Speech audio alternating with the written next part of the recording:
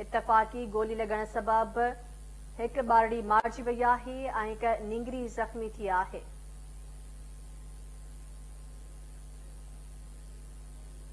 किंजर वासी गंदरा बिरादरी सां वास्तो रखंदड़ कच्ची आबादी में महिमान थी पहुता, जिते मेज़बान बंदूक जा फायर करे एक ॿारड़ी खे मारे छॾियो आहे ऐं जंहिंजे नतीजे में हिक निंगरी बि ज़ख़्मी थी आहे।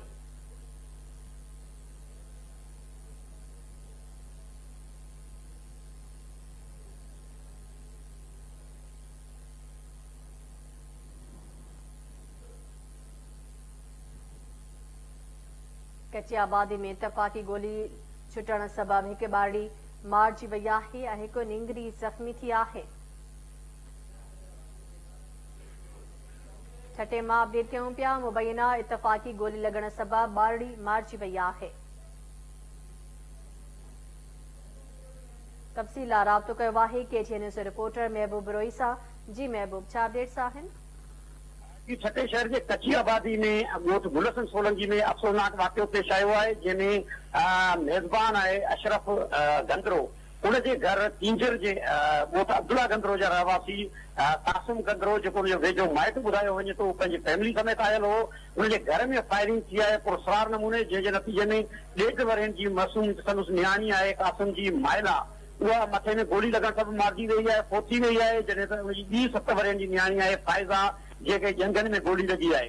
उनके अस्पताल जो है फोथी जो मासूम ॿारड़ी है, उन जो लाश जख्मी के अस्पताल छठो मुंतकिल किया वियो है। उनजी जेका हिन वक्त ही जेका उते पोस्टमार्टम में जरूरी कार्रवाई थियनि पियूं। पुलिस उते पहुती है, पर पुलिस ऐं जेके SHO सां ॻाल्हि ॿोल थी आहे, उनजो चवणु आहे त संदन टीम जेको हू पाण उते जेका कार्रवाई खां पोइ छापो आयो त उते जेको घरधणी आहे अशरफ गंदरो, जेको मेज़बान ॿुधायो वञे तो घर जो, उहो पाण उनके घर में एक पिस्टल हथ कई वही है, जो चैम्बर थियल है। जेके इब्तदाई पुलिस जी जांच है, उन मुताबिक जेका घरधणी है अशरफ, वो पिस्टल साफ़ करे रहियो हो। मेहमान जेके आहिनि घर जे अॻियां जेके तरले ते वेठल हुआ, त उनखां इत्तफाक़ी जेको पुलिस जी जेका इब्तदाई रिपोर्ट आहे गोली छुटी वई, जे चैम्बर थियल, जंहिं करे जेको आहे हिक ई गोली जेका मासूम के माइला के मथे में लगी, उनखां पोइ उनखे क्रॉस करे ॿिए खे जेका आहे जंगल में गोली लगी है।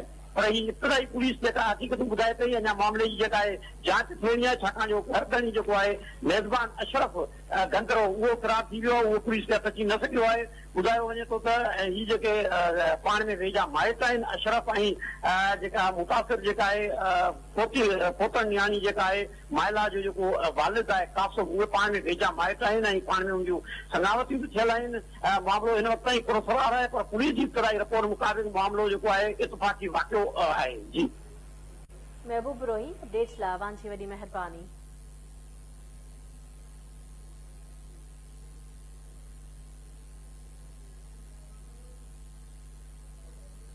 ऐं हाणे ज़िक्र कंदासीं सिंध में कोरोना वायरस